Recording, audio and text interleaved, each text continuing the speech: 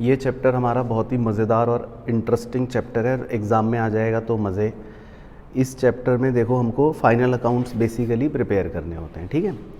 अब दो तरह की एंटिटीज़ होती हैं, एक को बोलते हैं नॉन मैन्युफैक्चरिंग एंटिटीज़ और एक को बोलते हैं मैन्युफैक्चरिंग एंटिटीज़, ठीक है। अब इसकी पहचान क्या है ना, हमें मीनिंग से नहीं सोचना, हम तो सिंपल पहचान समझते हैं क्या है। अब हम इनकी इन्वेंट्रीज़ देखते हैं। अब अगर इनकी इन्वेंट्री में सिर्फ हमको स्टॉक इन ट्रेड नज़र आया, या जिसको आप स्टॉक बोलते हो, तो इसका मतलब ये सिर्फ ट्रेडिंग कर रही हैं, ये मैन्युफैक्चरिंग नहीं करती हैं, ठीक है। तो ये हमारा यूनिट 1 बन गया। और अगर आपको उनकी इन्वेंट्री में रॉ मटेरियल भी नज़र आ रहा है, वर्क इन प्रोग्रेस भी नज़र आ रहा है, फिनिश्ड गुड्स भी नज़र आ रहे हैं, तो इसका मतलब ये मैन्युफैक्चरिंग कर रहे हैं, ठीक है। तो वो मैन्युफैक्चरिंग एंटिटीज़ बन जाएंगी, ठीक है। अब फाइनल अकाउंट्स क्या होते हैं वो हमको पता है। फाइनल अकाउंट्स का मतलब होता है ट्रेडिंग अकाउंट, P&L अकाउंट और बैलेंस शीट। अगर मैन्युफैक्चरिंग एंटिटी है तो वो उनका एक अकाउंट और एक्स्ट्रा बनता है, वो होता है मैन्युफैक्चरिंग अकाउंट, ठीक है। तो वो उनके फाइनल अकाउंट्स होते हैं। तो पहले यूनिट 1 के हिसाब से अगर हम देखें, पहले ट्रेडिंग अकाउंट का कॉन्सेप्ट जो था वो कॉन्सेप्ट बहुत सिंपल है। उसके अंदर आप डेबिट में ओपनिंग स्टॉक लिखोगे, डायरेक्ट एक्सपेंस लिखोगे, ठीक है, जो भी होंगे, परचेजेस लिखोगे, उसकी रिटर्न माइनस करके मतलब नेट परचेज लिखोगे। क्रेडिट साइड में आप सेल्स माइनस सेल्स रिटर्न लिख के नेट सेल्स लिखोगे और क्लोजिंग स्टॉक लिख दोगे, ठीक है। तो सबसे पहले जो भी हमारा आंसर बचेगा ग्रॉस प्रॉफिट या ग्रॉस लॉस बचेगा, ठीक है। तो ट्रेडिंग अकाउंट का सिंपल फॉर्मेट ओके हो गया। अब डायरेक्ट एक्सपेंस क्या होते हैं, थोड़ा सा वो हमें पता होने चाहिए। डायरेक्ट एक्सपेंस बेसिकली वो सब एक्सपेंसेस होते हैं जो कहीं ना कहीं आपके या तो फैक्ट्री से रिलेटेड खर्चे होते हैं। अब वो कोई भी हो सकते हैं, कैरेज हो गया, वेजेस हो गया, freight inward, factory expense, power, octroi, carriage on purchase, wages and salary, manufacturing expense etcetera, कुछ भी। अब फ्रेट आउटवर्ड हो गया, कैरेज आउटवर्ड हो गया, सैलरीज हो गई, तो वो मेरे दोस्त होते हैं इनडायरेक्ट एक्सपेंस। ऑक्ट्रॉय क्या होता है बताओ भाई?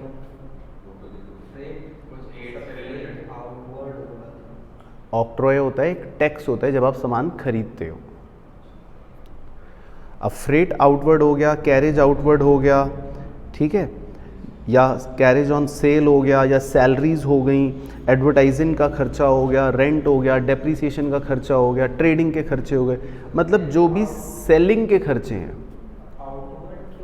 आउट मतलब सामान बाहर जा रहा है, तो मेरा इनडायरेक्ट एक्सपेंस कंसीडर होगा, क्योंकि जब हम सामान बेचते हैं तो इसका मतलब हमने सामान बना तो लिया, मैन्युफैक्चर तो कर लिया होगा, तो जितने बेचने के खर्चे होते हैं उनको बोल देते हैं इनडायरेक्ट खर्चे।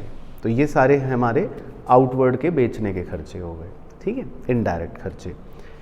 अब P&L का अगर फॉर्मेट देखेंगे तो वो सिंपल है, आपको डेबिट में लिखने हैं अपने नुकसान और क्रेडिट में लिखना है अपना फ़ायदा। अब डेबिट में आपके इनडायरेक्ट एक्सपेंस जो हैं वो भी आ गए, ग्रॉस लॉस अगर है तो वो भी आ गया, क्रेडिट में आपका अगर कोई फ़ायदा हो रहा है ग्रॉस प्रॉफिट तो वो भी आ गया, और कोई अगर आपकी अदर इनकम हो रही है तो वो भी आ गई। सिंपल लॉजिक है, डेबिट में लिखना है नुकसान, या मतलब debit all expenses and losses, और क्रेडिट में लिखना है फ़ायदा, ठीक है, नॉमिनल अकाउंट का रूल चलेगा। अच्छा, उसके बाद अब जर्नल एंट्रीज़ जो होती हैं वो हम इसी अकाउंट को देखकर खुद भी बना सकते हैं। तो जैसे अगर ट्रेडिंग अकाउंट को देखो एक बार ऊपर, तो ट्रेडिंग अकाउंट की जो जर्नल एंट्रियाँ होंगी, तो जैसे ओपनिंग स्टॉक की क्या एंट्री हो गई, trading account debit to opening stock. Direct expense की क्या हो गई, trading account debit to direct expense. Net purchase की हो गई, ट्रेडिंग अकाउंट डेबिट टू, मतलब परचेज भी लिख सकते हो आप अकाउंट, ठीक है। ग्रॉस प्रॉफिट की क्या हो गई, trading account debit to gross profit. फिर क्रेडिट साइड वालों की एंट्रियाँ क्या हो गई, sales account debit to trading account, और क्लोजिंग स्टॉक की क्या हो गई, टू ट्रेडिंग, ठीक है। तो ये जर्नल एंट्री है। तो जर्नल एंट्रियाँ इतनी इंपॉर्टेंट मेरे हिसाब से नहीं है एग्जाम के लिए, लेकिन हाँ बेसिक पता होना चाहिए। Good logic. डायरेक्ट एक्सपेंस और इनडायरेक्ट एक्सपेंस में क्या अंतर होता है जी? डायरेक्ट एक्सपेंस का मतलब होता है जैसे कोई भी सामान आप मैन्युफैक्चर करते हो उसमें जो डायरेक्ट खर्चा लगा, बिल्कुल। और इनडायरेक्ट का मतलब जैसे वो जैसे ट्रांसपोर्टेशन का खर्चा हो गया, गया, सेल से रिलेटेड, सामान बेचने से रिलेटेड पैकेजिंग का खर्चा हो गया, इस टाइप का जो डायरेक्ट इन्वॉल्व नहीं होता बनाने में, राइट। तो मतलब इस यूनिट में आप ये समझ लो कि जब हम सामान को बना रहे हैं या सामान को फैक्ट्री में ला रहे हैं या खरीद रहे हैं, उस समय जो भी रिलेटेड मैन्युफैक्चरिंग के खर्चे हो रहे हैं वो डायरेक्ट खर्चे हो गए, जो लग रहे हैं वो डायरेक्ट हो गए। लेकिन अब आपका डब्बा बन के तैयार हो गया, प्रोडक्ट बन के तैयार हो गया, अब प्रोडक्ट को आपको फैक्ट्री से बाहर निकालना है। अब फैक्ट्री से बाहर निकालने के लिए पैकिंग भी करोगे, बेचोगे भी, कुछ भी करोगे, वो जितने भी ऑफिस से रिलेटेड खर्चे हो गए उसको हम कह सकते हैं इनडायरेक्ट एक्सपेंस। ठीक है, अब इसको रटने का सबसे सिंपल तरीका और बता देता हूँ, कीवर्ड दे देता हूँ। कोई भी खर्चा अगर ऑफिस का है तो वो आप मान लो कि वो एक तरह से क्या है, इनडायरेक्ट एक्सपेंस। और अगर कोई भी खर्चा फैक्ट्री का है तो वो है एक तरह से डायरेक्ट एक्सपेंस। बाकी तो क्वेश्चन की धीरे धीरे प्रैक्टिस से वो आपको मतलब खुद ही याद होना शुरू हो जाता है कि क्या डायरेक्ट है और क्या इनडायरेक्ट है। ठीक है, तो मोटा मोटा लॉजिक ये होएगा। तो trading account, P N L account okay, ठीक है। उसके बाद हमको बनाना होता है मेनली बैलेंस शीट। तीसरी जो चीज़ है फाइनेंशियल स्टेटमेंट की, बैलेंस शीट में एक छोटा सा कॉन्सेप्ट होता है मार्शलिंग एंड ग्रुपिंग का। तो पहले मार्शलिंग देख लेते हैं। मार्शलिंग का कॉन्सेप्ट ये होता है कि हम अपनी बैलेंस शीट को दो तरह से बना सकते हैं। एक को बोलते हैं लिक्विडिटी प्रेफरेंस। लिक्विडिटी प्रेफरेंस का मतलब ये होता है, अगर आप इसमें देखोगे ध्यान से तो एसेट साइड पर आप देखो तो जो सबसे ज़्यादा लिक्विड एसेट है वो सबसे ऊपर होता है, यानी कैश इन हैंड सबसे ऊपर है। फिर धीरे धीरे जैसे लिक्विडिटी कम होती रहती है उस ऑर्डर में एसेट लिखे हुए हैं। तो सबसे कम लिक्विड क्या होते हैं, इंटेंजिबल एसेट, क्योंकि इंटेंजिबल एसेट को बेचना बड़ा मुश्किल होता है, तो वो सबसे नीचे लिखे हुए हैं। इसी प्रकार अगर आप लाइबिलिटियाँ देखोगे तो जो एकदम आपकी करंट लाइबिलिटीज़ हैं, जो आपको एकदम इमीडिएटली पे करनी है, वो सबसे ऊपर लिखी होगी क्रेडिटर। और जो सबसे नीचे होगा वहाँ पर आपको कैपिटल नज़र आएगी, क्योंकि कैपिटल तो ओनर की है, वो तो हमें लौटानी नहीं होगी ज़्यादा। तो वेरी गुड क्वेश्चन। तो कौन बच्चा बताएगा भाइयों बहनों, बिल रिसीवेबल और ट्रेड रिसीवेबल में क्या अंतर है? वो ये इतनी कहानी नहीं, इतने में तो 11th का बच्चा कहेगा भैया कौन हो आप। ट्रेड रिसीवेबल का मतलब होता है मेरे दोस्त बिल रिसीवेबल प्लस डेटर्स। तो ट्रेड रिसीवेबल एक वाइडर टर्म है। हाँ, बस सीधा मुद्दे की बात बतानी है, समझ गए? तो ट्रेड रिसीवेबल क्या है, एक वाइडर टर्म है, उसके अपने अंदर बिल्स रिसीवेबल भी है और डेटर्स भी है, उन दोनों को जोड़कर बोलते हैं ट्रेड रिसीवेबल्स। समझ गए, है ना? बस ओके। अच्छा, अब इसी ऑर्डर को अगर उल्टा लिख दोगे तो वो बन जाएगा परमानेंस का ऑर्डर। तो यानी कि एसेट में सबसे ऊपर आ जाएगा इंटेंजिबल एसेट और सबसे नीचे आ जाएगा कैश इन हैंड। लाइबिलिटी में सबसे ऊपर आ जाएगी कैपिटल, सबसे नीचे आ जाएंगे क्रेडिटर। तो इसको बोलते हैं मार्शलिंग करना। क्वेश्चन नहीं है, ये तो एक कॉन्सेप्ट है, पता होना चाहिए। ट्रू फॉल्स में बाई चांस पूछ ले, है ना? उसने मान लो एक आइटम दे दिया, उसने कहा कि मैंने कैश को सबसे ऊपर लिखा, बताओ ये कौन सा प्रेफरेंस है? तो फिर कॉन्सेप्ट पता होना चाहिए। अच्छा, अब इसमें हम ग्रुपिंग भी कर सकते हैं। ग्रुपिंग क्या होता है, अगर आप हरे कलर को फोकस करो तो हरे कलर में जो चीज़ें मार्क कर रखी हैं वो करंट लाइबिलिटियाँ हैं। येलो कलर को फोकस करो तो येलो कलर में जो चीज़ें मार्क कर रखी हैं वो करंट एसेट्स हैं। नीले कलर को फोकस करो, नीले कलर में जो चीज़ें मार्क कर रखी हैं वो नॉन करंट एसेट्स हैं। तो this is known as grouping, कि हम ग्रुप बना देते हैं, है ना? तो इसको ग्रुपिंग कह सकते हैं। ठीक है, तो ये हालांकि बस एक छोटा सा कॉन्सेप्ट होता है। तो ठीक हो गया ट्रेडिंग, पी&एल और बैलेंस शीट। अच्छा, अब जो मेन मुद्दा है, दोनों का उल्टा, तो लाइबिलिटीज़ भी उल्टी होंगी। तो लाइबिलिटीज़ में भी सबसे ऊपर क्या लिखेंगे, कैपिटल, और सबसे नीचे क्या लिखेंगे, क्रेडिटर। समझ गए? तो उस उल्टा का मतलब क्या है? उल्टा का मतलब है ऑर्डर रिवर्स हो जाएगा, और एसेट में भी ऑर्डर रिवर्स हो जाएगा। सबसे ऊपर क्या लिखेंगे, इंटेंजिबल एसेट, और सबसे नीचे क्या लिखेंगे, कैश इन हैंड। तो उसको बोलेंगे परमानेंस ऑर्डर।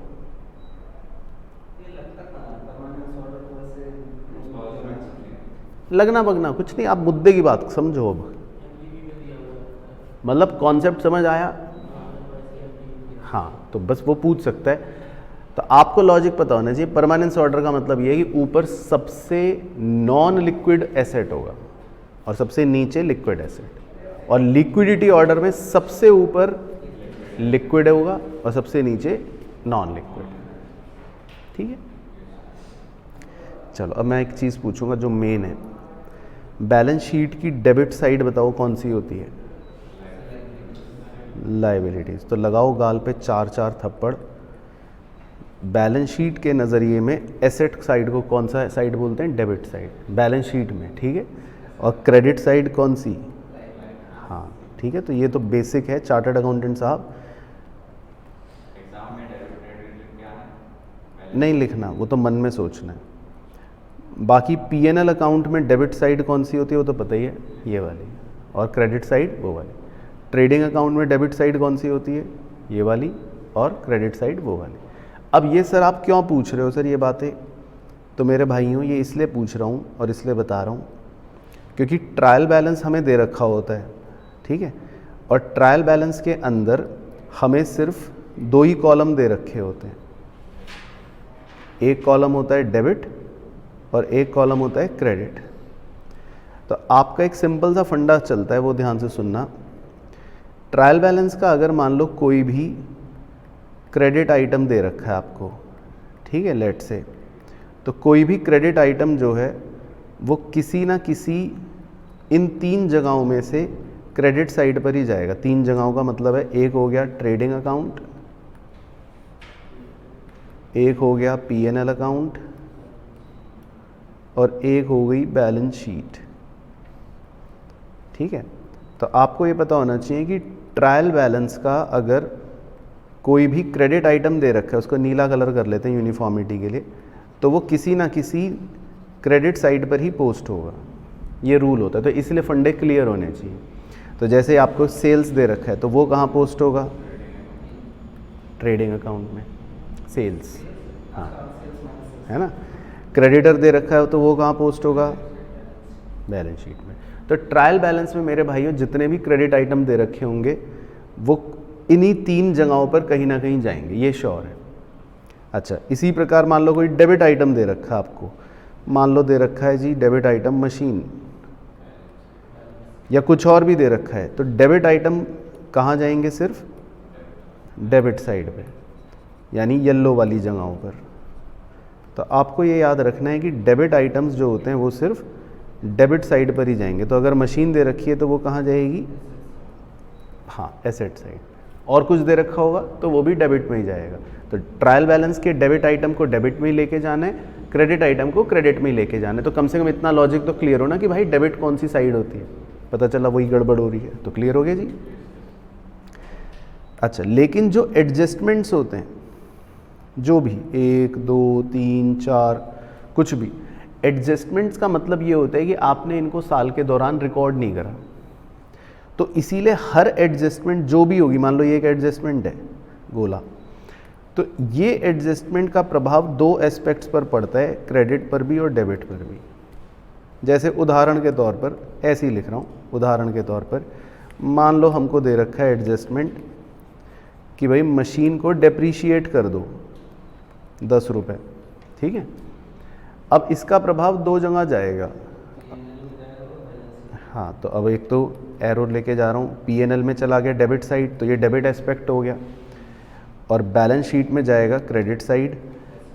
तो अब क्रेडिट में लाइबिलिटी में भी लिख सकता हूँ प्रोविज़न फॉर डेप्रिसिएशन बनाकर, लेकिन मान लेते हैं कि नहीं लिख रहा क्रेडिट में, तो एसेट में माइनस करके शो कर दूंगा, तो बात एक ही हो जाएगी, लेकिन इफ़ेक्ट 2 जगह जाएगा।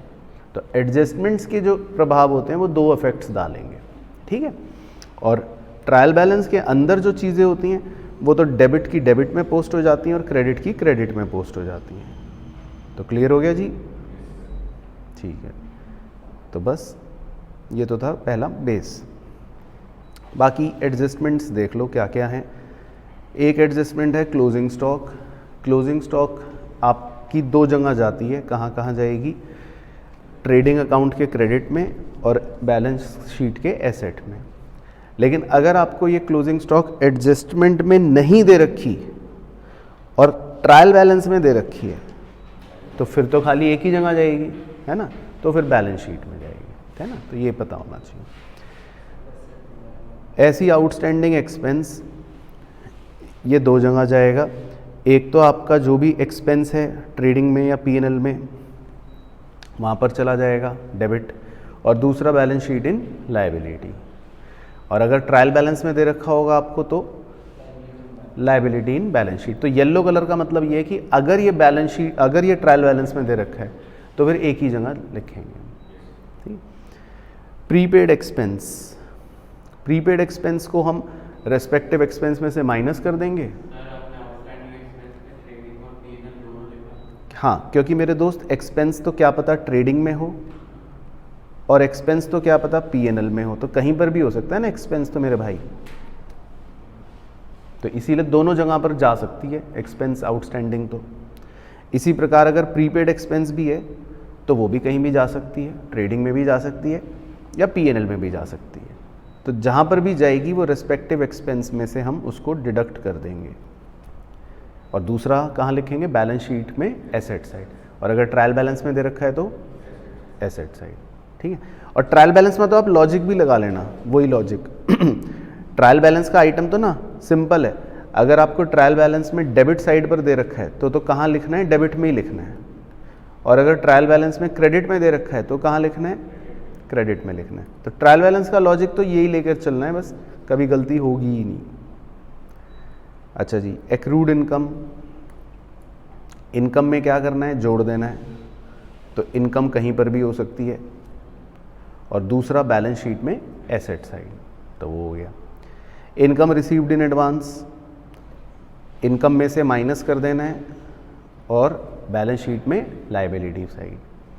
उसके बाद डेप्रीसिएशन तो आपने अभी अभी बताया ही था कि इसको दो जगह कहाँ लिखना है, पीएनएल में डेबिट साइड और एसेट में से माइनस, ठीक है। बाकी अगर ट्रायल बैलेंस में दे रखा है तो खाली पीएनएल में डेबिट। इंटरेस्ट ऑन कैपिटल अगर एडजस्टमेंट है तो पीएनएल में डेबिट साइड क्योंकि एक्सपेंस हो गया, और कैपिटल में प्लस। इंटरेस्ट ऑन ड्राइंग हमारी इनकम हो गई तो पीएनएल में क्रेडिट और कैपिटल में से minus. Goods withdrawn for personal use, personal use के लिए गुड्स ले लिए तो परचेज में से माइनस कर दो और कैपिटल में से भी माइनस कर दो। गुड्स गिवन एज चैरिटी में गुड्स दे दिए तो पीएनएल में डेबिट कर दो और परचेज में से माइनस कर दो, क्योंकि गुड्स हमें छोड़कर चले गए। तो जब भी गुड्स हमें छोड़कर चले जाते हैं तो इसका मतलब हमारी परचेज कम हो जाती है। तो स्टॉक को तो हम परचेज ही लिखते हैं ना, जब गुड्स खरीदते हैं तो क्या लिखते हैं, परचेज। अब वो गुड्स हमें छोड़कर चले गए तो परचेज कम हो जाती है। उसके बाद जी आग लग गई, 10,000 रुपये के गुड्स जल गए और 60% इंश्योरेंस कंपनी ने क्लेम एक्सेप्ट कर लिया।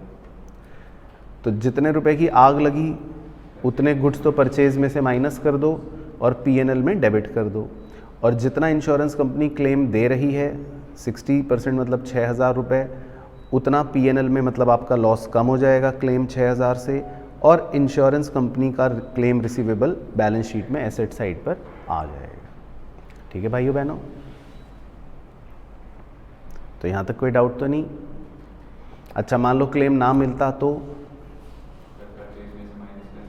तो बस परचेज में से माइनस कर देते गुड्स लॉस्ट और पीएनएल में डेबिट कर देते, है ना। तो क्लेम नहीं आता फिर, तो क्लेम होगा तो ये लिखना, मतलब ये क्लेम की एंट्री अलग है, होगा तो क्लेम लिखेंगे, नहीं होगा तो नहीं लिखेंगे। तो हम ये मान के चलते हैं क्लेम मिला नहीं भाई, क्योंकि अभी तो हम अर्जी डालते हैं इंश्योरेंस कंपनी में। मिल जाएगा तो रिसीवेबल हट जाएगा तो फिर बैंक में पैसा बढ़ जाएगा, लेकिन वो अपने सवालों में होता नहीं है, क्योंकि हम तो 31 मार्च को बना रहे हैं और इस मान लो आग लगी तो अभी तो हमने इंश्योरेंस कंपनी को अर्जी डाली है कि प्लीज़ हमारे को 6,000 दे दो, तो वो तो अभी कहती है ठीक है दे दूंगी, लेकिन देगी तो 1-2 महीने बाद, तो अभी पैसा मिला नहीं है, मिल जाएगा। जब मिलेगा तब, हाँ तब एंट्री हो जाएगी bank account debit to insurance claim receivable. हाँ, तो ये हट जाएगा और बैंक बढ़ जाएगा। उसके बाद भाइयों बहनों एक इम्पॉर्टेंट एडजस्टमेंट है ये, sale of goods on approval basis. ये देख लो ज़रा, इसमें क्या होता है, इसमें हम अपने 100 रुपये के गुड्स जो हैं वो किसी कस्टमर को 120 रुपये में बेच देते हैं। हाँ, इन्वेंट्री में भी पढ़ा था, लेकिन अभी तक वो गुड्स पेंडिंग अप्रूवल चल रहे हैं, यानी कि कस्टमर ने अप्रूव नहीं करे होते। ठीक है, तो अब इस तरह की एक एडजस्टमेंट आ जाएगी। तो इसमें हमें दो इफ़ेक्ट्स दिखाने। पहले तो जो सेल है 120, इसको रिवर्स करना पड़ता है। तो सेल को रिवर्स करने के लिए क्या करते हैं हम, सेल में से 120 माइनस करते हैं और डेटर में से भी 120 माइनस करते हैं। तो दिख रहा है आपको, नीली नीली पट्टी मैच हो रही है, नीला कलर। तो एक तो क्या बोला, सेल में से माइनस करते हैं और डेटर में से माइनस करते हैं। और जो गुड्स कस्टमर के पास पेंडिंग पड़े हुए हैं उनकी जो कॉस्ट है ना, जो येलो कलर है, जो कॉस्ट है गुड्स की 100 रुपये की, वो हमारे लिए स्टॉक है। इन्वेंट्री आपने पढ़ लिया, इन्वेंट्री में हम उसको अपनी इन्वेंट्री मानते हैं। तो येलो कलर जो स्टॉक है उसको अपना स्टॉक की तरह, क्लोजिंग स्टॉक की तरह ट्रेडिंग अकाउंट में क्रेडिट साइड दिखाएंगे और बैलेंस शीट में भी एसेट साइड दिखाएंगे। ठीक है, ये ट्रायल बैलेंस में कभी नहीं दिया होगा, तो इसलिए कोई टेंशन की बात ही नहीं है ना। तो दो इफेक्ट इसमें करने होते हैं। इसके बाद भाइयों एक बड़ी भयानक एडजस्टमेंट है जिसमें बैड डेट्स भी है, प्रोविज़न फॉर डाउटफुल डेट्स भी हैं और provision for discount on debtor भी है। तो इसका पहले कॉन्सेप्ट एक बार समझ लेते हैं। तो एक बार यहाँ पर टोटल आदमी गिन लो कितने हैं, 1 2 3 4 5 6 7 8 9 10 11 12 13 14 14 आदमी दिख रहे हैं आपको टोटल। नहीं, लिखना कुछ नहीं है, आप तो आराम से बस बुद्धि खोले रखो। ठीक है, तो टोटल कितने आदमी दिख रहे हैं, 14। अब मान लो ये टोटल 14 आदमी जो हैं, 14 आदमी, इन सब 14 आदमियों से मुझे मिलाकर 5 लाख रुपए लेना है। ठीक है, अब इनमें से जो 2 नीले आदमी हैं, ब्लू कलर वाले, उन्होंने बोल दिया हम तो पैसे नहीं देंगे। तो इसको बोलते हैं अमाउंट इज़ इररिकवरेबल, और आपकी भाषा में इसको बोलते हैं बैड डेट्स। तो हम कहते हैं भैया इनको बैड डेट्स हो गए, ये पैसे अब हटा दो। तो 2 लोगों ने तो साफ मना कर दिया हम पैसे नहीं देंगे। तो कितने रुपए बच गए बाकी लोगों के, 485। अब 485 में से मुझे कुछ लोगों पर डाउट होता है, जो येलो कलर के लोग हैं उन पर मुझे डाउट है, उनकी शक्लें मुझे बदमाशों जैसी लग रही हैं। ठीक है, तो मुझे उन पर डाउट है कि ये भी पैसे नहीं देंगे। तो इन बदमाशों के लिए भी मैं एक प्रोविज़न बनाता हूँ, लेट से 10%। तो मुझे डाउट है कि मेरा 10% पैसा नहीं मिलेगा, ये मेरा सिर्फ डाउट है, हो सकता है मिल भी जाए और हो सकता है ना भी मिले, लेकिन मैं अपने डाउट को मतलब रिकॉर्ड करने के लिए एक 10% प्रोविज़न बनाता हूँ। तो बस अब ध्यान से सुन लेना, जब आप 10% प्रोविज़न बनाओगे तो ये देख लो अच्छे से, जोशीले बच्चे 10% 5 लाख का ही कैलकुलेट करते हैं, जोशीले। ठीक है, लेकिन आपको जोशीला नहीं होना है, आपको बुद्धिमान बनना है, क्योंकि मुझे जो डाउटफुल डेट्स क्रिएट करना होता है वो सिर्फ रिमेनिंग डेटर्स पर क्रिएट करना है 10%, यानी कि बैड डेट्स को हटाकर, नए बैड डेट्स को माइनस करके। ठीक है, तो आ गया 48,500। अब इन डाउट वाले लोगों को भी अगर मैं हटा दूं, येलो कलर के लोगों को भी हटा दूं, तो आप देखो वहाँ पे ऊपर सिर्फ हरे रंग के लोग बचे, ब्लू वाले भी हट गए, बैड डेट्स गंदे लोग, येलो वाले भी हट गए, डाउट वाले लोग। तो जो सिर्फ ग्रीन कलर के लोग बचे हैं, यानी कि 4,36,500, उन्हें बोला जाता है गुड डेटर्स। ये अच्छे लोग हैं, है ना, इन पर मुझे डाउट नहीं है, ये अच्छे लोग हैं। तो पहले यहाँ तक समझ आ गया। ठीक है, अब इसी में कॉन्टिन्यूएशन में होता है कभी कभी कि हम डिस्काउंट देना चाहते हैं, हम अपने डेटर्स को कहते हैं कि हम आपको डिस्काउंट देंगे। तो जब हम डिस्काउंट देंगे तो अच्छे लोगों को देंगे कि बुरे लोगों को भी देंगे, सिर्फ अच्छे लोगों को देंगे। तो प्रोविज़न फॉर डिस्काउंट जो होता है जी, एक टर्मिनोलॉजी है प्रोविज़न फॉर डिस्काउंट। तो मान लो 5% में डिस्काउंट देना चाहता हूँ, तो मैं जो 5% डिस्काउंट दूंगा वो सिर्फ अच्छे लोगों को दूंगा। तो अगर आप देखोगे तो 5% मैं सिर्फ गुड डेटर्स को ही कैलकुलेट करके दूंगा। तो मैं कितना डिस्काउंट दूंगा? 21,825। तो ये मैंने उनको छूट दे दी, छूट दे दी यानी डिस्काउंट दे दिया। ठीक है, तो यहाँ पर 3 टर्मिनोलॉजियाँ हो गई। एक तो हो गए बैड डेट्स, मतलब जो इर्रिकवरेबल है, तो हो सकता है हमें एडजस्टमेंट में बैड डेट्स दे रखा हो। एक होता है प्रोविज़न फॉर डाउटफुल डेट्स, हो सकता है हमें एडजस्टमेंट में प्रोविज़न फॉर डाउटफुल डेट्स दे रखा हो। और एक होता है एडजस्टमेंट में प्रोविज़न फॉर डिस्काउंट, तो एक हो सकता है हमें प्रोविज़न फॉर डिस्काउंट दे रखा हो। तो इसको इसी ऑर्डर में आप कैलकुलेट करना ताकि गलती ना हो। अब ये जो तीनों ही एडजस्टमेंट्स हैं, इनका एक इफ़ेक्ट तो आप यहीं पर देख रहे हो। एक इफ़ेक्ट क्या है कि ये डेटर को कम कर रही है। डेटर को क्या कर रही है? कम कर रही है। तो आपका बैलेंस शीट के अंदर जो डेटर की वैल्यू है वो कम होकर आ जाएगी। लेकिन इनका जो दूसरा इफ़ेक्ट है, ये तीनों ही चीज़ें हमारा नुकसान है। तो ये तीनों चीज़ों को हम कहाँ डेबिट कर देंगे? P&L में, क्योंकि ये तीनों ही चीज़ें हमारा क्या है? नुकसान। बैड डेट भी नुकसान, प्रोविज़न फॉर डाउटफुल डेट भी नुकसान, और हम छूट दे रहे हैं प्रोविज़न फॉर डिस्काउंट, वो भी नुकसान। तो ये तीनों ही चीज़ें P&L में डेबिट हो जाएंगी। ठीक है, तो क्लियर हो गया इसका खेल भी। अगली है मैनेजर कमीशन। ये आपने बचपन में पढ़ी होगी, शायद याद हो। मैनेजर को कमीशन, हम कई बार कहते हैं कि हम आपको कमीशन देंगे मैनेजर साहब। तो अगर बिफोर चार्जिंग सच कमीशन लिखा है तो सिंपल रेट अपॉन 100, और अगर लिखा है आफ्टर चार्जिंग सच कमीशन तो रेट अपॉन 100 प्लस रेट। तो मैनेजर को हम कमीशन देंगे तो इस तरह से कैलकुलेट करना है, लेकिन इसको 2 जगह लिखना है। कहाँ कहाँ? P&L में डेबिट साइड क्योंकि नुकसान है, और बैलेंस शीट में लाइबिलिटी, क्योंकि अभी हम मानते हैं कि मैनेजर को कमीशन अभी दिया नहीं है, देना है, आउटस्टैंडिंग है। बाकी अगर नेट लॉस हो गया हमें तो फिर मैनेजर को कमीशन नहीं मिलेगा। ठीक, बाकी एक छोटा सा कॉन्सेप्ट होता है ओपनिंग एंट्री का। 1 अप्रैल वाले दिन हम एक एंट्री करते हैं, इसमें सारे एसेट्स को डेबिट कर दो और सारी लाइबिलिटियों को क्रेडिट कर दो, कैपिटल को क्रेडिट कर दो, तो मैच हो जाएगी। ठीक है। अच्छा, फिर एक और छोटा पॉइंट होता है इनकम टैक्स पेड या लाइफ इंश्योरेंस प्रीमियम पेड। हाँ, तो ये आपको देगा तो पागल बनाने के लिए, लेकिन आपको पता होना चाहिए इन्हें हम दोनों को क्या कंसिडर करते हैं? ड्राइंग्स।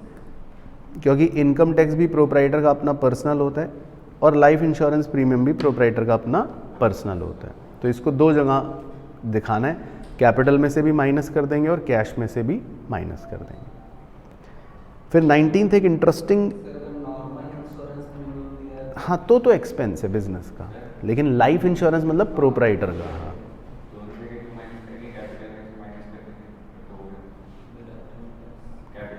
माइनस कर देंगे। 2 इफेक्ट्स आएंगे ना एडजस्टमेंट के। भाई आपने कैपिटल कम कर दी, हाँ, लेकिन एक लाइबिलिटी कम कर रहा है, एक एसेट कम कर रहा है, तो हाँ, तो कैपिटल कम हो गई, तो तभी तो 2 इफेक्ट आएंगे। बचपन में आप अकाउंटिंग इक्वेशन भी करते थे तो अच्छा गुरुदेव, ये देखो नशे की अवस्था में बच्चा कुछ भी। भाई मान लो मेरी बैलेंस शीट में पहले कैपिटल थी 100, कैश था 100, बैलेंस शीट टैली हो रही थी। अब 20 रुपए की ड्राइंग करी, करना इफेक्ट ज़रा,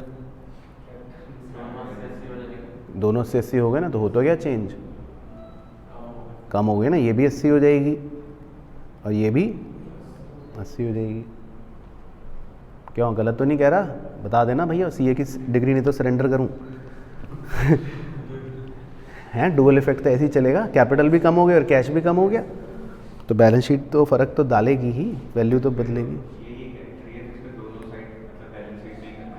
हाँ, बस ये कह सकते हो रटने वाले उसकी तरह कि ये एक ऐसी पॉइंट आ रहा है कि इसमें बैलेंस शीट के अंदर ही दोनों जगह इफेक्ट आ रहा है, ये कह सकते हो। लेकिन वो तो रटने वाला पॉइंट नहीं है ना, ये कोई है? तब आप मेरे बाल नोचने आते, लेकिन अभी तो नहीं नोच सकते अभी तो कम दोनों ही हो रहे। अच्छा, उसके बाद एक और एडजस्टमेंट होती है कंज्यूमेबल। ये वैसे उसकी तरह होती है जैसे रॉ मटेरियल कंज्यूम करते हो आप, वही सेम चीज़ है, लेकिन इसमें कंज्यूमेबल बोल देते हैं। तो ये भी हमारा एक खर्चा है, लेकिन इसको निकालते कैसे हैं? आपको मान लो ओपनिंग स्टॉक दे रखा है 10 रुपये का, फिर आपने कुछ खरीद लिया, मतलब परचेज़ कर लिया, खर्चा कर दिया 4 रुपये का, तो टोटल कितनी चॉकलेट्स हो गई आपके पास? 14। अब आपके पास क्लोजिंग में बची हैं सिर्फ 11 चॉकलेट, 11। तो इसका मतलब आप कितनी खा गए? 3 चॉकलेट खा गए बस। तो इसको कंज्यूमेबल बोलते हैं। तो कंज्यूमेबल जो है बेसिकली एक एक्सपेंस होता है, तो इसको हम P&L में डेबिट साइड पर दिखा देते हैं, है ना। तो ये एक सिंपल यूनिक पॉइंट है कंज्यूमेबल। बाकी फिर एक आपको डेटर और क्रेडिटर अकाउंट बनाए थे, ये जस्ट फॉर द रेफरेंस है। हालांकि इसका ज़्यादा बड़ा लॉजिक आप सिंगल एंट्री वाले चैप्टर में सीखते हो, इनकम्प्लीट रिकॉर्ड में, है ना। तो इसमें बस देख लो, पता होना चाहिए, बाकी ज़्यादा कुछ नहीं है। डेटर मतलब एक एसेट अकाउंट है और क्रेडिटर मतलब एक लाइबिलिटी अकाउंट है। और फिर इसमें एक आखिरी चीज़ होती है GST, है ना। GST आपको सिंपल एक लॉजिक बताया था कि ट्रायल बैलेंस में अगर आपको इनपुट GST दे रखा है तो उसको हम क्या मानना है? एसेट। और आउटपुट GST दे रखा है उसको क्या मानना है? लाइबिलिटी। ठीक है, तो वो आप डायरेक्टली लिख सकते हो। लेकिन हाँ, क्योंकि GST के अंदर सेट ऑफ के भी रूल्स होते हैं कि भाई मान लो इनपुट GST भी है और आउटपुट GST भी है, तो वो हमें सेट ऑफ करना पड़ता है। हाँ, कट जाते हैं, राइट। तो वो मतलब जर्नल वाले चैप्टर से आप रेफ़र कर सकते हो, उसके अंदर वो सेट ऑफ के रूल रहते हैं। हाँ, जर्नल के अंदर। तो ओके होगी कहानी। चलो अब दूसरा यूनिट देख लेते हैं। छोटा यूनिट है, इसमें तो 2 ही कॉन्सेप्ट हैं मेन। अब मैन्युफैक्चरिंग एंटिटीज़ पर जब हम चलते हैं, मैन्युफैक्चरिंग एंटिटीज़, तो उनका पहला कॉन्सेप्ट होता है, बस ये समझ लो तो समझ लो, पूरा चैप्टर ही समझ गए, मैन्युफैक्चरिंग कॉस्ट। ठीक है, अब मान लो मैं कोई प्रोडक्ट बना रहा हूँ, कुछ भी बना रहा हूँ, ठीक है, मान लो मैं ये एक रिमोट बना रहा हूँ और इसको बनाने का मेरा को ये देखना है इसको बनाने में कितनी लागत आ रही है, मैन्युफैक्चरिंग की कॉस्ट क्या है। तो इसमें हम 4 चीज़ें जोड़ते हैं। ठीक है, क्या क्या? पहली तो होती है रॉ मटेरियल कंज्यूम्ड, मतलब इसको बनाने में कितना रॉ मटेरियल लग गया। दूसरा डायरेक्ट मैन्युफैक्चरिंग वेजेस, इसको बनाने में दिहाड़ी कितनी लग गई मजदूर की। तीसरा डायरेक्ट मैन्युफैक्चरिंग एक्सपेंस या कॉस्ट, इसको बनाने में कुछ और मैन्युफैक्चरिंग खर्चे भी हुए होंगे डायरेक्ट। और चौथा इनडायरेक्ट मैन्युफैक्चरिंग खर्चे, कुछ इनडायरेक्ट मैन्युफैक्चरिंग खर्चे भी लगे होंगे इसको बनाने में। तो अपने को 4 चीज़ें जोड़नी है। ठीक है, अब ये चारों समझ लेते हैं कि भैया ये होते क्या हैं। तो पहले रॉ मटेरियल समझते हैं, रॉ मटेरियल कंज्यूम्ड क्या है। तो रॉ मटेरियल कंज्यूम्ड आपने अभी समझ लिया, तो इसलिए आप भी चैम्प, मैं भी चैम्प। रॉ मटेरियल कंज्यूम्ड है कि भाई ओपनिंग में कितना रॉ मटेरियल था, प्लस आपने खरीदा कितना, परचेज ऑफ रॉ मटेरियल, और माइनस क्लोजिंग रॉ मटेरियल बचा कितना है। तो इसका मतलब जो आया आंसर वो आपने कंज्यूम कर लिया। वही चॉकलेट वाला एग्जांपल, कंज्यूमेबल, हाँ कंज्यूमेबल कह रहे थे जहाँ। उसके बाद दूसरा है डायरेक्ट मैन्युफैक्चरिंग वेजेस, वो तो आपको पता ही, वेजेस मतलब दिहाड़ी, वो तो सिंपल हो गया। अब कुछ डायरेक्ट मैन्युफैक्चरिंग के एक्सपेंस भी होते हैं, कुछ और भी मैन्युफैक्चरिंग के खर्चे होते हैं डायरेक्टली, मतलब मैं जो प्रोडक्ट बना रहा हूँ इसको बनाने में कुछ डायरेक्ट खर्चे और हो रहे हैं। अब देखो क्या क्या, उसमें एग्जाम्पल ले रखा है कि मान लो रॉयल्टी फॉर यूजिंग लाइसेंस और टेक्नोलॉजी। अब इस रिमोट को बनाने में यहाँ पर एक डिज़ाइन है, सांप बना हुआ है मान लो। अब ये डिज़ाइन मुझे यूज़ करने के लिए किसी चाइना की कंपनी को रॉयल्टी देनी थी 500 रुपये, कि भैया मैं आपको 500 रुपये दूंगा, तो ये डिज़ाइन मैं यूज़ कर रहा हूँ अपने रिमोट में, तो ये मेरा एक इस रिमोट को बनाने का खर्चा होगा, कॉपीराइट कह सकते हो आप, है ना। इसी तरह higher charges of plant and machine used, higher charges का मतलब होता है भाड़ा, रेंट। अब ये रिमोट बनाने के लिए मैं एक मशीन लाया जापान से, और जापान वालों को कहा कि मैं तुम्हें 1000 रुपये दूंगा किराया 2 महीने का। तो अब ये रिमोट बनाने के लिए मशीन चाहिए भाड़े पर, तो उसका खर्चा हो गया 1000 रुपये। तो मतलब मुद्दा समझो, इस रिमोट को बनाने के लिए अगर मुझे कुछ भी खर्चा करना पड़ रहा है एक्सेप्ट मटीरियल और वेजेस, वो मैन्युफैक्चरिंग एक्सपेंस है। इलेक्ट्रिसिटी, हाँ मतलब फैक्ट्री का, वो हालांकि नीचे आ जाएगा क्योंकि वो इनडायरेक्ट होता है, क्योंकि इलेक्ट्रिसिटी तो ऐसा खर्चा होगा कि भाई वो तो हाँ सबको एक साथ लग रहा है, फिर तो खाली ये बेचारा कहेगा मेरी क्या गलती है ना, तो वो थोड़ा नीचे आ जाएगा इनडायरेक्ट वाले में, है ना। तो देखो इनडायरेक्ट खर्चों में आपका इनडायरेक्ट मटेरियल आ गया, इनडायरेक्ट वेजेस आ गए, इनडायरेक्ट खर्चे आ गए। अब देखो ये इनडायरेक्ट वाले क्या हैं, मान लो जैसे ल्यूब्रिकेटिंग ऑयल लिया मैंने, अब वो तो इसको बनाने के लिए भी यूज़ करूँगा, उसको बनाने के लिए भी यूज़ करूँगा, सभी में थोड़ा थोड़ा तेल डाल दूंगा, तो ये इनडायरेक्ट है ना, मशीन में डालूंगा। या इनडायरेक्ट वेजेस हो गई कि जैसे मैंने फैक्ट्री की साफ़ सफाई करने के लिए मज़दूर को पैसे दिए, अब वो तो पूरी फैक्ट्री को साफ़ करने के वेजेस ले रहे हैं, खाली ऐसा तो नहीं कि इस रिमोट ये कहेगा मेरी क्या गलती, मत कराओ साफ़। इसी तरह ट्रेनिंग एक्सपेंस आप दे रहे हो मज़दूर को या अपने एम्प्लॉय को मशीन चलाने के लिए खर्चा कर रहे हो, तो वो तो इनडायरेक्ट खर्चा है, क्योंकि वो तो सभी चीज़ों पर होगा, सभी चीज़ों का यूज़ होगा। तो इस रिमोट को बनाने के लिए जो भी खर्चे हो रहे हैं, डायरेक्ट वाले भी इनडायरेक्ट वाले भी, वो सब जोड़ लेंगे अगर हम, मतलब मेनली 4 चीज़ें जोड़ लेंगे हम, तो हम कह सकते हैं ये हमारी मैन्युफैक्चरिंग कॉस्ट आ गई, ये हमारी इसकी लागत आ गई।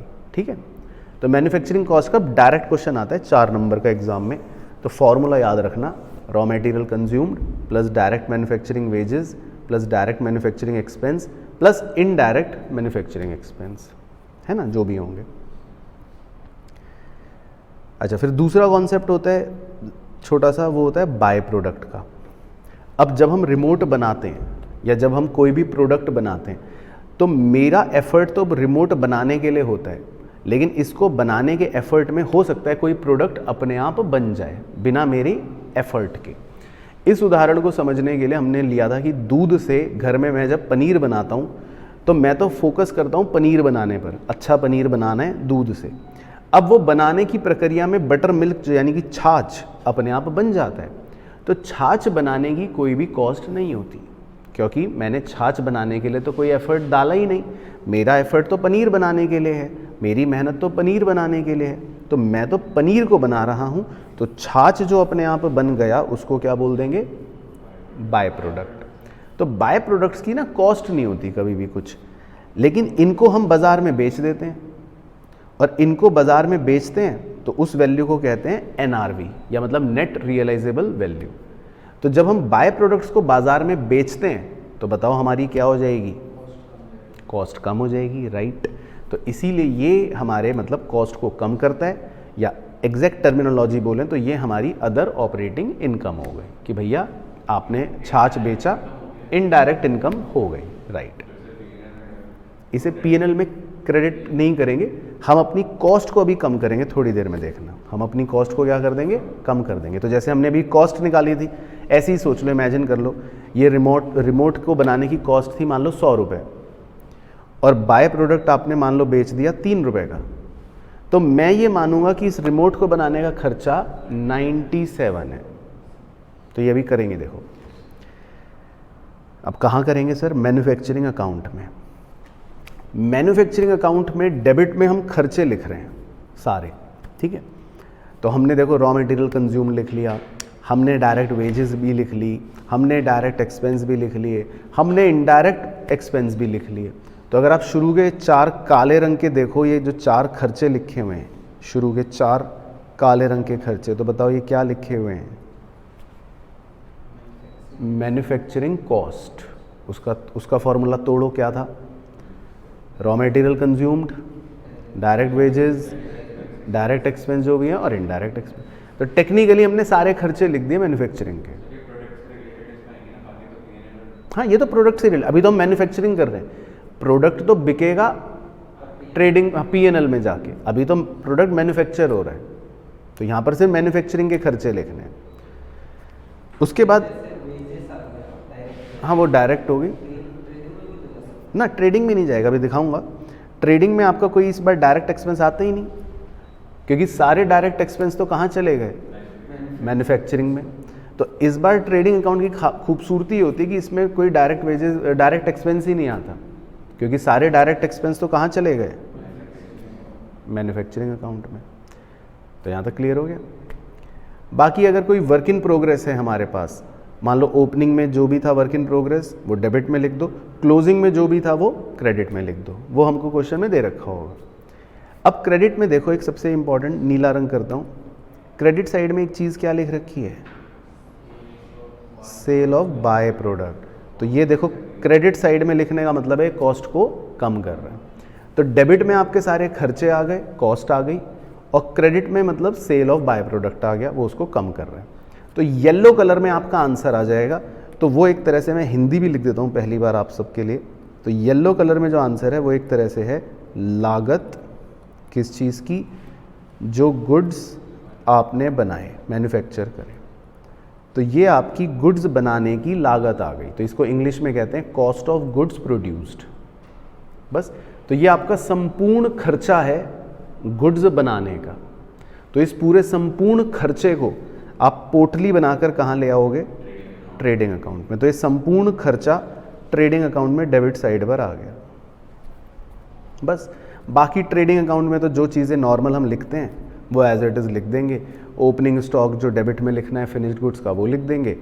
परचेज तो कुछ होगी नहीं, डायरेक्ट एक्सपेंस कुछ होंगे नहीं, और क्रेडिट साइड पे क्लोजिंग स्टॉक लिख देंगे, और जो बेचा सेल वो लिख देंगे। बस, वर्क इन प्रोग्रेस गिवन रहता है, उसमें आपको कुछ बनाना नहीं है। वर्क इन प्रोग्रेस गिवन रहेगा, तो वर्क इन प्रोग्रेस जो है ओपनिंग वाला यहाँ, क्लोजिंग वाला क्रेडिट में, वो गिवन रहेगा। बस, तो ट्रेडिंग अकाउंट में आपका ग्रॉस प्रॉफिट बच जाएगा, सेम बैलेंस, और पीएनएल अकाउंट और बैलेंस शीट तो वैसे ही बनाते हैं जैसे बनानी होती है ना। तो समझ आया कॉन्सेप्ट पूरा सेम। चलो।